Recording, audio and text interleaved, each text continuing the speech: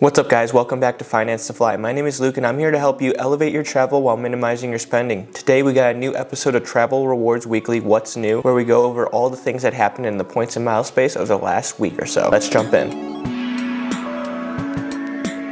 So a lot of things happened this week, a lot of sign-up bonuses, a lot of transfer bonuses, and a lot of news. First off, Citi has a new offer on the American Airlines card. This is their $99 or $95 annual fee card. You get 75,000 miles after $3,500 in spend after the first 3 months of opening the card. Overall, this is a pretty good offer to jump on, especially if you can piggyback it off the Barclays card. You can get almost 140,000 American Airlines miles pretty quickly with only about $3,500 in spend and one purchase on the other card. The Venture card from Capital One also had its best ever offer return. This is their $95 annual fee card. The offer is 75,000 miles usually, but this time it also includes a $250 travel credit after 4,000 spent in the first 3 months. Honestly, this is one of the best offers out there that you can get. It's easily $1,000 in value, and it's probably one of the most underrated cards on the market too. It's a $95 annual fee. It's pretty much the same as the Venture X, except instead of a 10x multiplier on, I think, hotels and rental cars to the travel portal, it's 5x. And then you still get the 2x unlimited on all the other spend. So it's a pretty good card. Definitely would look at it if you don't have anything from Capital One and you're looking to get a pretty good sign-up bonus.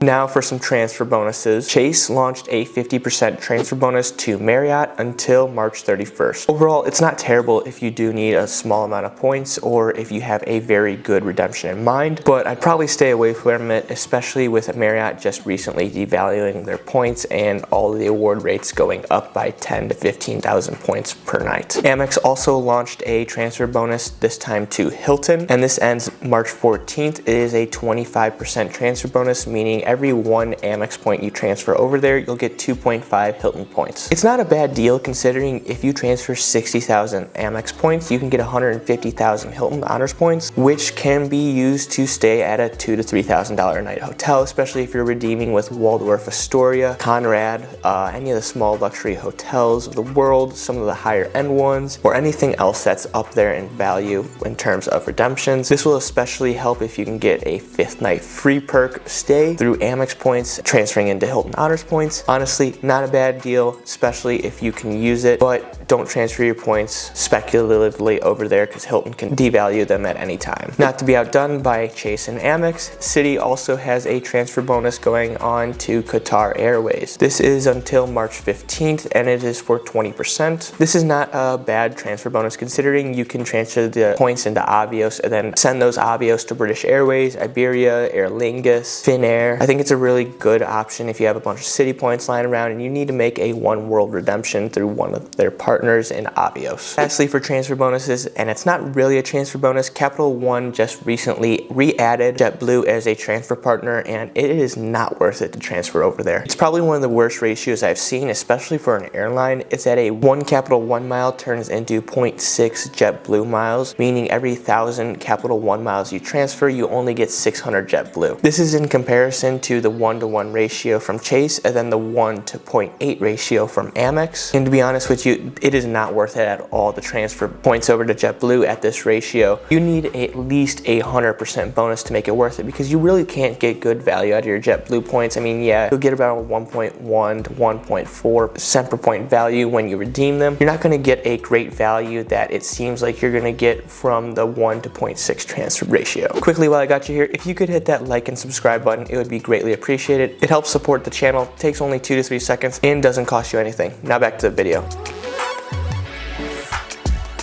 Now quickly to go over a new card that's going to hit the market. ANA Airlines is going to be launching a new co-branded US card. It's an $85 annual fee. Comes with a 5,000 mile sign-up bonus after one purchase, and there's no point of getting this card. The perks aren't good, and you're better off using Amex Platinum, a Chase Sapphire Preferred, a Chase Sapphire Reserve, a Amex Gold. Literally anything that has a 3 point per dollar multiplier on flights will get you more value than this card will get you.